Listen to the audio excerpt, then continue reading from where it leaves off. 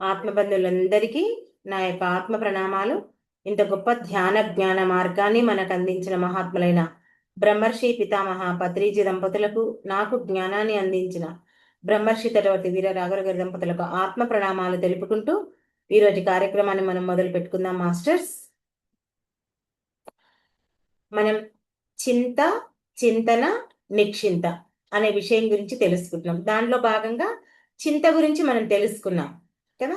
ఈరోజు చింతన చింతన అనే విషయం గురించి ఈరోజు తెలుసుకుందాం. చూడండి, మానవుని యొక్క జీవితంలో చాలా గొప్ప శక్తి ఉంది. ప్రతి ఒక్కరి జీవితంలో, ప్రతి ఒక్కరికి అది చింతన. చూడండి, మనం రోజు అనేక రకాలైనటువంటి పనులు చేస్తాం.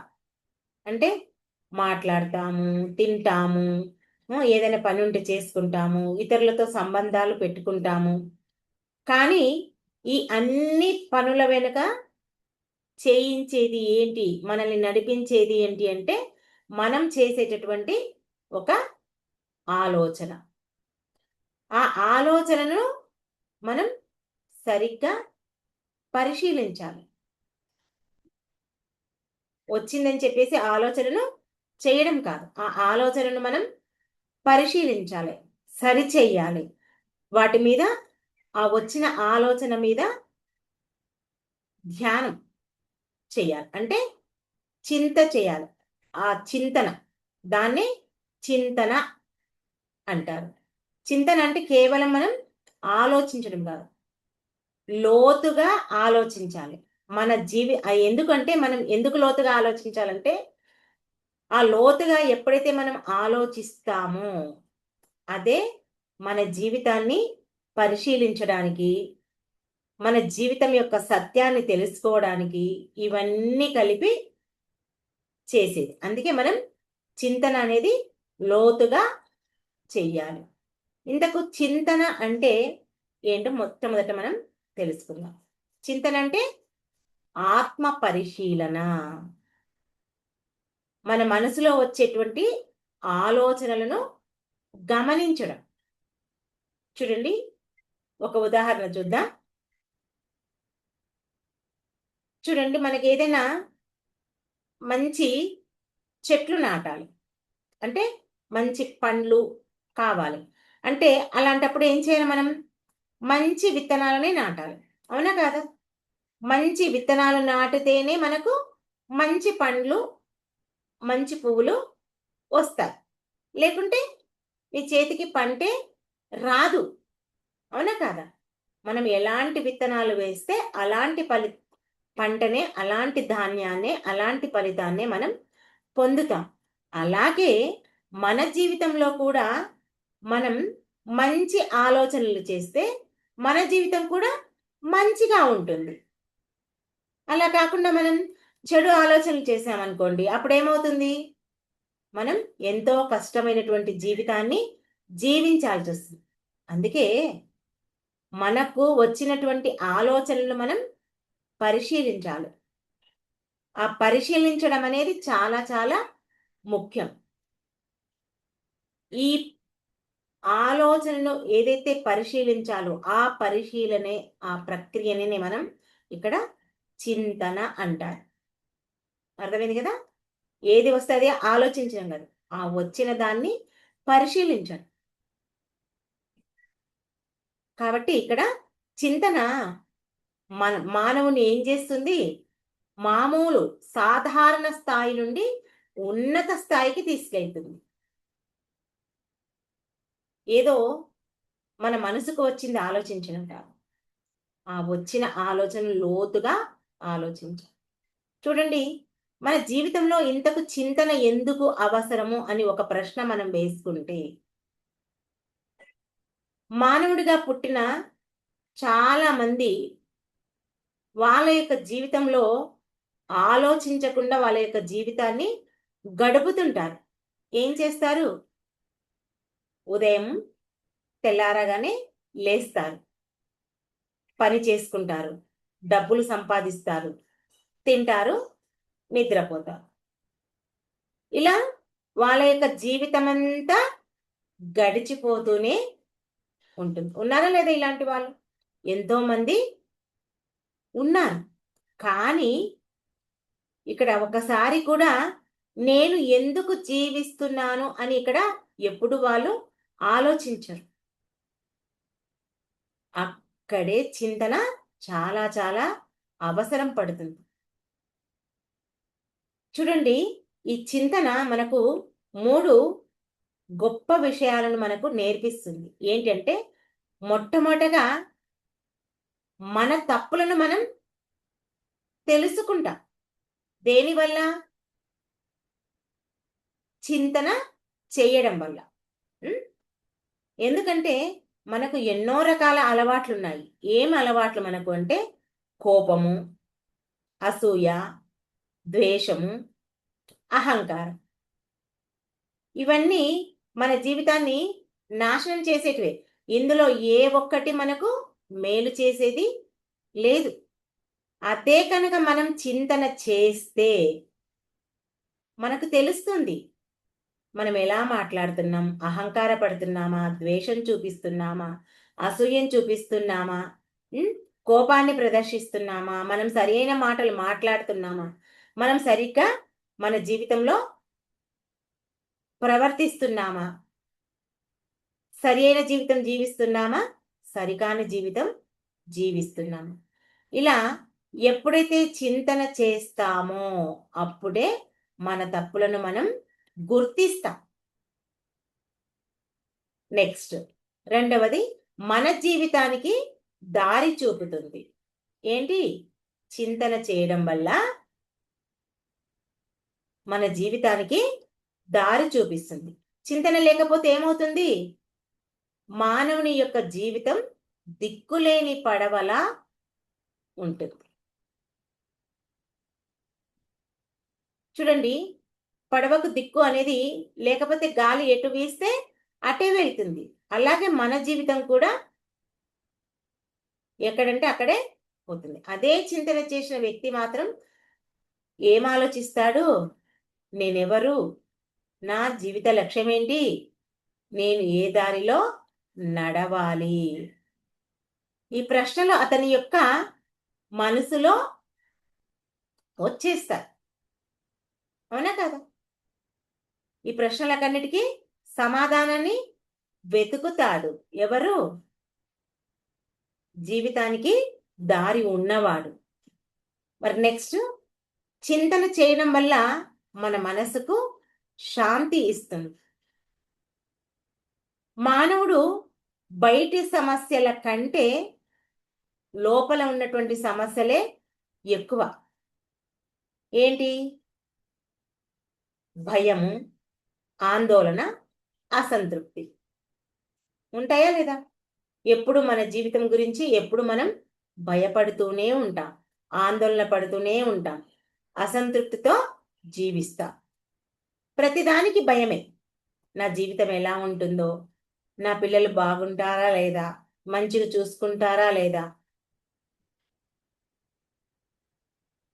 నా ఆరోగ్యం బాగుంటుందా లేదా, రేపటి నాడు నాకు ఏమైనా ఇబ్బంది అయితే నన్ను ఎవరు చూసుకుంటారు. ఇలా పలు రకాలైనటువంటి భయాలతో, అసంతృప్తితో, ఆందోళనతో వాళ్ళ యొక్క జీవితాన్ని గడుపుతూనే ఉంటారు. కాబట్టి మనం రోజు మన జీవితంలో కాసేపు చింతన చేయాలి. చింతన చేయడం వల్ల మన మనసు నెమ్మదిగా ప్రశాంతంగా మారుతుంది. ఆ చింతన అనేది ఉండాలి. లేకపోతే వాళ్ళ యొక్క జీవితం ఏమీ లాభం ఉండదు. అయితే ఇక్కడ గొప్ప గొప్ప మహానుభావులు ఉన్నారు. మరి వాళ్ళ జీవితంలో చింతన చేయడం వలనే వాళ్ళు అంత గొప్ప స్థాయికి ఎదిగారు. వాళ్ళలో ఒకరు ఆదిశంకరాచార్యులు. ఈ ఆదిశంకరాచార్యులు చిన్న వయసులోనే అతడు ఎంతో జ్ఞానాన్ని పొందాడు. ఇతని గురించి కొంచెం మనం తెలుసుకుందాం. ఏంటంటే, ఆయన యొక్క జీవితంలో అతడు చిన్నవాడైనా లోతైనటువంటి చింతన ఉండేది. ఒకరోజు వాళ్ళ తల్లి వెంబడి ఒక నది దగ్గరికి వెళ్ళాడు. నది దగ్గరికి వెళ్తే నీళ్లు తీసుకుంటుంటే ఒక మొసలి వచ్చి ఆదిశంకరాచార్య కాలును పట్టుకుంటుంది. స్నానానికి వెళ్ళినప్పుడు పట్టుకుంటుంది. అతడు బయటికి రావడానికి చాలా ప్రయత్నం చేస్తాడు. కానీ ఆ మొసలి బలంగా పట్టుకుంటుంది. అప్పుడు ఆ తల్లి భయంతో కేకలు వేస్తుంది. అప్పుడు ఆయన మనసులో ఒక చింతన మొదలవుతుంది. ఏంటి? మామూలు మనిషి అయితే ఏడుస్తాడు, భయపడతాడు, కేకలు పెడతాడు, భగవంతుడా నన్ను రక్షించు అని రకరకాలుగా చెప్తుంటాడు. కానీ శంకరాచార్యులు మాత్రం అద్భుతమైన చింతన చేశాడు. ఏంటి అంటే అతడు ఒకటే అనుకున్నాడంట. వాళ్ళ అమ్మకు చెప్పిండంట, అమ్మా నేను సన్యాసం తీసుకుంటే ఈ మొసలి నన్ను వదిలేస్తుంది, నువ్వు నాకు అనుమతిస్తావా అని అడిగిండంట తల్లిని. చూడండి, అంత చిన్న పిల్లవాడు అంత గొప్ప మాట మాట్లాడింటే అది అంత చిన్న విషయం కాదు. ఇది ఆత్మజ్ఞానానికి సంకేతం. తల్లేమనుకుంది ఆ సమయంలో? నా కొడుకు చనిపోతాడేమో అనే భయం ఉంటుంది కదా ఏ తల్లికైనా. మొసలి పట్టుకున్నాక అంత ఈజీగా కాదు బ్రతకడం అనేది. కానీ సన్యాసం తీసుకుంటే అతడు నన్ను వదిలి వెళ్తాడు అనే బాధ ఒకటి ఉంది తల్లికి. సన్యాసం తీసుకుంటే వెళ్ళిపోతాడు, సన్యాసం తీసుకొనికి పోతే మొసలి తినేస్తుంది. రెండిట్లో ఏదో ఒకటి తప్పకుండా జరుగుతుంది. కానీ ఆమెకు ఒక ఆలోచన వచ్చింది. ఏం ఆలోచన వచ్చింది? సన్యాసం తీసుకోనికి ఒప్పుకుంటే నా నుంచి నాకు దూరంగా ఉన్నా గాని కనీసం బ్రతికి ఉంటాడు కదా అని ఒక చిన్న ఆలోచన తనకి మెదిలింది తల్లికి. వెంటనే ఆ తల్లి ఒప్పుకుంది. ఒప్పుకుంటే అప్పుడు మొసలి అతన్ని వదిలిపెట్టేస్తుంది. ఇది మనకు చూడడానికి చిన్నగా అనిపిస్తుంది, కానీ దీంట్లో ఎంతో లోతైన సంఘటన ఉంది. దీన్ని బాగా అర్థం చేసుకోవాలి. ఇక్కడ ఈ కథలో ఉన్నటువంటి ఆధ్యాత్మిక అర్థం ఏంటి అంటే, మొసలి అంటే మన జీవితం మనం ఎలా అన్వయించుకోవాలంటే, ఇక్కడ సంసారం, మనకున్నటువంటి బంధాలు, మమకారాలు, మనకున్నటువంటి అజ్ఞానం. ఎంతసేపు మనకేముంటాయి మన జీవితంలో? డబ్బు, మనకున్నటువంటి సంబంధాలు, ఆశలు. ఇవన్నీ మనం పట్టుకొని వదిలిపెడతాయా? ఎప్పటికీ వదిలిపెట్టవు. మరి ఇక్కడ శంకరుడు అంటే, ఆదిశంకరుడు అంటే ఇక్కడ ఎవరు? జ్ఞానం కోసం ప్రయత్నించేటటువంటి ఆత్మ. అక్కడ పైకి కనిపించే ఆదిశంకరాచార్యుడు కాదు, ఆయన లోపల ఉన్నటువంటి ఆత్మ జ్ఞానం కోసం పరితపిస్తుంది. మరి ఇక్కడ సన్యాసం అంటే అంతర్ముఖంగా మారడం, ఆ దైవాన్ని తెలుసుకోవాలనే ఆకాంక్ష ఉంది ఎవరికి? ఆదిశంకరుడు. కాబట్టి జీవితంలో ఒక క్షణం వస్తుంది, ఆ క్షణంలో ఉన్నటువంటిది ఆ తీసుకున్న జీవితం, ఆ జీవితంలో మన జీవితాన్నే మార్చేస్తుంది ఒక్క చిన్న నిర్ణయమే. మరి శంకరుడు ఆ మొసలి పట్టుకున్నప్పుడు ఆ క్షణంలో భయపడలేదు, ఏడవలేదు, చింతించలేదు. అందుకే ఆయన అంత గొప్ప మహానుభావుడు అయ్యాడు. అవునా కదా?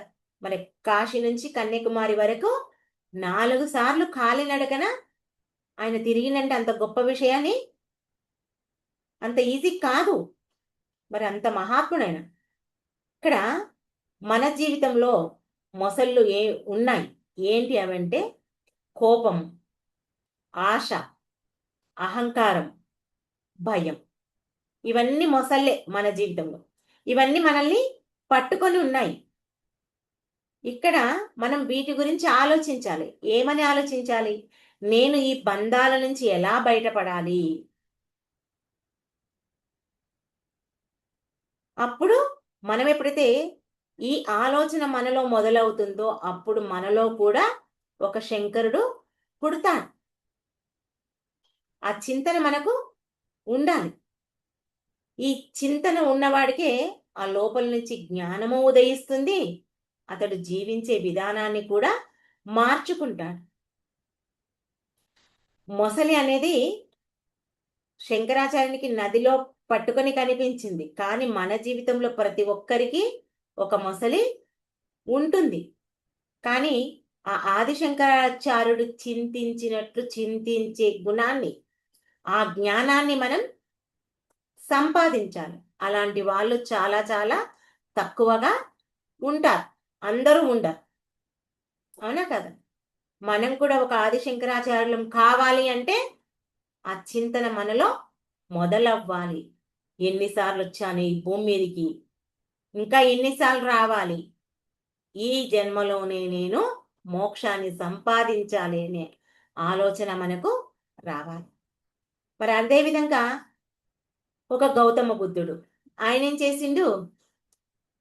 ఒకరోజు ఒక వృద్ధుణ్ణి, ఒక రోగిని, ఒక మృతదేహాన్ని ఎప్పుడైతే చూసిండో అప్పుడు అతనికి చింతన మొదలైంది. ఎంతో అల్లారముద్దుగా పెంచుకున్నటువంటి ఆ గౌతమ బుద్ధుడు అనుకోకుండా ఒకరోజు ఈ మూడు దృశ్యాలను, ఒక రోగిని, ఒక వృద్ధుణ్ణి, ఒక మృతదేహాన్ని చూడడం వల్ల అప్పుడు ఆయనలో చింతన మొదలైంది. ఏంటి?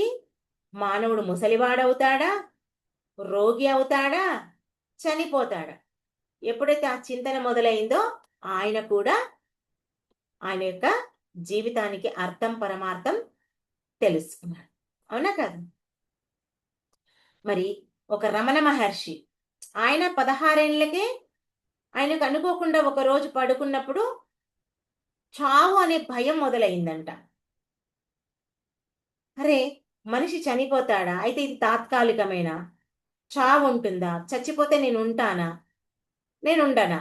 ఇది తాత్కాలికమైన జీవితమా అని ఇలా రకరకాలుగా ఆయన చింతన ఎప్పుడైతే మొదలైందో 16 ఏళ్ల వయసులో, అప్పుడు ఆయన ఆ చింతనలో పడి గొప్ప మహర్షిగా మారిపోయాడు.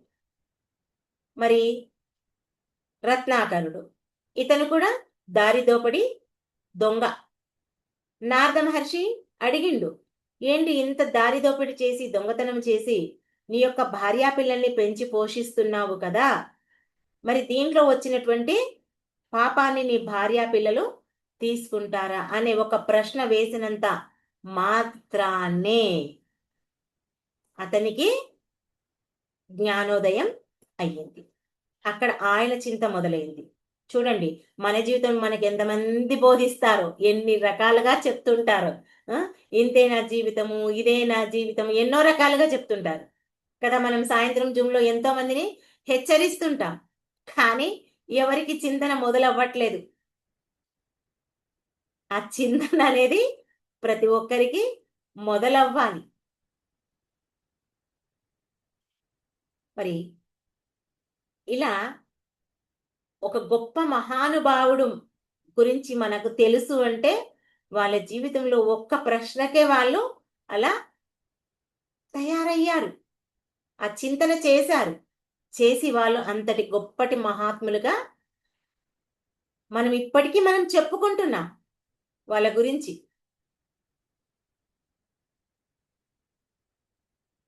మరి ఈ చింతన ఎలా చెయ్యాలనే ఒక సందేహం ప్రతి ఒక్కరికి వస్తుంది. చింతన అని చెప్తున్నారు, మరి ఎలా చెయ్యాలి? ఏం లేదండి, ఎలా చెయ్యాలని ఏం లేదు. మనకు మన పత్రికారు ఇచ్చినటువంటి ఈ శ్వాస మీద ధ్యాస ధ్యానమే అన్నిటికీ శరణ్యం చెప్పారు. అందుకే పత్రికారు ధ్యానం సకల సమస్యలకు పరిష్కారిణి, ధ్యానం సర్వభోగకారిణి, ధ్యానం సత్యజ్ఞాన ప్రసాదిని, ధ్యానం సర్వరోగ నివారిణి, ఇన్ని రకాలుగా చెప్పిండు ఆయన. నువ్వు నీ జీవితంలో ఏది పొందాలన్నా శ్వాస మీద ధ్యాస ఉంచు, ధ్యానం చెయ్యి, నీకేది కావాలో అది లభిస్తుంది. నీకేది కావాలో అది అంటే నీ మనసుకు నీకు తెలుసు ఆశ, కోరిక, కానీ నీవు దేనికి అర్హుడవు అనేది ఆ భగవంతునికి తెలుసు, ఆ పరమాత్మకు తెలుసు. నీ కళ్ళు మూసి నీ లోపల జరిగే శ్వాస మీద ధ్యాస ఉంచు, నువ్వు దేనికి అర్హతవో, అర్హురాలివో నీకు అది భగవంతుడు ఇస్తాడు. అందుకే నిశ్శబ్దంగా రోజు మనకు మనం కాసేపు కూర్చోవాలి. మన మనసులో వచ్చేటటువంటి ఆలోచనలు మనం గమనించాలి. మీరు అనొచ్చు ఇప్పుడు, శ్వాస మీద ధ్యాస ఉంచి ధ్యానం చేయమన్నారు, మళ్ళీ ఆలోచనలు గమనించమని చెప్తున్నారు కదా. కొంచెం డౌట్ వస్తుంది ఇక్కడ. అంటే మామూలుగా అందరూ చెప్తుంటారు, కూర్చుంటే ఆలోచనలు వస్తాయి, కూర్చుంటే ఆలోచనలు వస్తాయి, నేను కూర్చోలేకపోతున్నాను అంటారు. ఆ వచ్చిన ఆలోచనలు మనం గమనించాలి. మన జీవితానికి అందులో ఏవి ఉపయోగపడతాయా వాటి గురించి ఆలోచించు. ఆలోచించి ఆచరణలో పెట్టు. అవి నీ జీవితానికి ఉపయోగం. ఆలోచన నీకు అవసరం లేదు, దాన్ని కట్ చేసేసి, దాని గురించి ఆలోచించకు, సమయాన్ని వృధా చెయ్యకు. ఒక మంచి ఆలోచన గురించి చింతన చెయ్యి. ఇదే మనం చేయాల్సింది. ఇంకా రోజు మనం చేసిన పనులను మనం గుర్తు చేసుకోవాలి. ఎప్పుడు? మనం పడుకునే సమయంలో. నేను ఈరోజు ఎవరితో ఎలా మాట్లాడాను, ఎవరినైనా బాధ పెట్టానా, ఏదైనా మంచి పని చేశానా? ఇదే చింతన అంటే ఇంక వేరే ఏం లేదు. ఈరోజు నేను ఎంతసేపు ధ్యానం చేశాను, ఎన్ని ఆలోచనలు వచ్చాయి, ఏ ఆలోచన సరి అయింది, ఏ పుస్తకం చదివాను, నా జీవితంలో దీనికి ఏది ఉపయోగపడుతుంది. ఇక్కడ చింతన అంటే కేవలం కళ్ళు మూసుకొని కూర్చోవడం ఒకటే కాదు. మనం మన యొక్క పవిత్ర గ్రంథాలను చదవడము కూడా ఒక గొప్ప చింతనే. అంటే మనకున్నటువంటి వేదాలు అనుకోండి, ఉపనిషత్తులు అనుకోండి, భగవద్గీత అనుకోండి, ఇవి కూడా చింతనే. ఇవి చదవడం వల్ల కూడా మన ఆలోచనలను పవిత్రం చేస్తాయి. చూడండి, మనం సంసార జీవితంలో ఉన్నాం, ఎన్నో సరికాని ఆలోచనలు వస్తుంటాయి. ఆ ఆలోచనలు మనం నియంత్రించుకోవాలి అన్నా, ఆ ఆలోచనలు సరి చేసుకోవాలన్నా ఏం చేయాలి మనం? ఈ భగవద్గీత, ఉపనిషత్తు, వేదాలు, రామాయణము, మహాభారతము, భాగవతము ఇలాంటి ఆ పవిత్రమైనటువంటి గ్రంథాలను ఎప్పుడైతే చదువుతామో మన ఆలోచనలు కూడా పవిత్రమైన ఆలోచనలుగా మారుతాయి. కాబట్టి మనకు ఈ చింతన వల్ల ఎన్నో లాభాలుంటాయండి. చింతన చేయడం వల్ల లాభం ఏంటి అంటే, మొట్టమొదటగా మనకున్నటువంటి కోపం తగ్గుతుంది. ఈ చింతన చేసే మనిషి మాట్లాడే ముందు ఏం చేస్తాడు? ఆలోచిస్తాడు. ఆలోచిస్తే కోపం పోతుందా? పోదా? ఆలోచించకపోతే ఏది నోటికొస్తే అది మాట్లాడతాడు. అదే ఆలోచిస్తే, అక్కడ మాట్లాడే ముందు ఆలోచిస్తే ఇంకా ఎటువంటి మనకు గొడవలు ఉండవు. కాబట్టి మాట్లాడే ముందు ఆలోచిస్తాడు. ఇంకా మనసు ఎప్పుడూ ప్రశాంతంగా ఉంటుంది. అందుకే చింతన చేసేవారు ఎప్పుడూ సంతోషంగా ఉంటారు. అంటే ఏం మాట్లాడాలి, ఎలా ఆలోచించాలి, ఎలా ప్రవర్తించాలి, ఈ 3 ఉన్నాయనుకోండి, ఇంకా వాళ్ళు ఎప్పుడూ సంతోషంగా ఉంటారు. అంటే ఇంకా వాళ్ళ నోటి నుంచి సరికాని మాటలు రావు కదా. కాబట్టి ప్రశాంతంగా ఉంటారు. మరి ఇంకా వాళ్ళ యొక్క జీవితం కూడా సార్థకమవుతుంది. ఈ చింతన మానవుని జ్ఞాన మార్గంలో నడిపిస్తుంది. ఎప్పుడైతే ఆ జ్ఞాన మార్గంలో నడుస్తాడో అతని యొక్క జీవితం సార్థకం అవుతుంది. చూడండి, ఒకసారి అంటే ఒక గురువు దగ్గరికి ఒక గురు శిష్యుడు ఉంటారు కదా, ఆ జ్ఞానం పొందేటప్పుడు వెళ్తాడంట ఒక శిష్యుడు. గురువుగారు, నా జీవితంలో అస్సలు శాంతి లేదు, నాకు చాలా కష్టంగా ఉంది, ఈ ఈ శాంతి లేని జీవితం నుంచి నేను ఎలా బయటపడాలంటే, ఏమీ లేదు, రోజు ఒక గంట సేపు నిశ్శబ్దంగా కూర్చో, ఒక 41 రోజు కూర్చో, అలా రోజు ఒక గంట సేపు అని చెప్పేసి అన్నాడంట. అదే మాట, గురువు చెప్పిన మాటను ఒక్కటి పట్టుకొని అతను వెళ్ళి అలా సాధన కూర్చున్నాడంట. కొంతకాలం తర్వాత అదే ఆ 41 రోజు అయిపోయిన తర్వాత గురువు దగ్గరికి వచ్చి అతను అంట, గురువు గారు, నా మనసు ఇప్పుడు చాలా శాంతిగా ఉంది, ఎంతో ప్రశాంతంగా ఉంది, నాకు చాలా ఆనందంగా ఉంది అని చెప్పాడంట. అప్పుడు గురువు నవ్వుతూ అన్నాడంట, శాంతి అనేది బయట లేదు నానా, నువ్వు ఎక్కడ వెతికినా శాంతి నీకు దొరకదు, నీ లోపలే ఉంది. కాబట్టి నువ్వు ప్రతిరోజు ఆ చింతన అనేది చెయ్యి. ఆ చింతన చేస్తే ఆ లోపల ఉన్నటువంటి ఆ సంతోషాన్ని, ఆ శాంతిని నీవు బయటకు తీసుకొస్తావు అని చెప్పేసి గురువు చెప్తాడంట. అంటే ఇక్కడ ఒకటి గుర్తుపెట్టుకోండి, మానవుని జీవితాన్ని మార్చేది డబ్బు కాదు, పదవులు కావు, ఆస్తులు కావు, అంతస్తులు కావు, ఈ బయట కనిపించే బాహ్య శక్తి కూడా కాదు. కేవలం మనలో ఉన్నటువంటి ఆలోచన. మనిషిని మార్చేదేంటి? ఆలోచన. ఆ ఆలోచనను పరిశీలించడమే చింతన. అంతకు తప్ప వేరే ఏమీ లేదు. కాబట్టి మనం రోజు మన జీవితంలో కాసేపు ఆ చింతన అనేది చెయ్యాలి. ఏం చింతన? నేనెవరు? నేను ఎక్కడి నుండి వచ్చాను? నా జీవిత లక్ష్యం ఏంటి? నేను ఎక్కడికి పోవాలి? ఈ ప్రశ్నలకు జవాబు వెతికే ప్రయాణమే చింతన.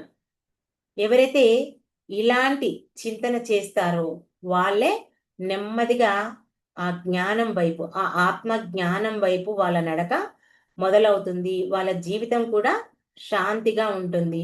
వాళ్ళు ఎప్పుడూ ఆ భగవంతుని దగ్గరే ఉంటారు. అందుకే మహర్షులు ఏం చెప్తున్నారంటే, చింతని చింతన చేయని జీవితం నిజమైన జీవితం కాదు.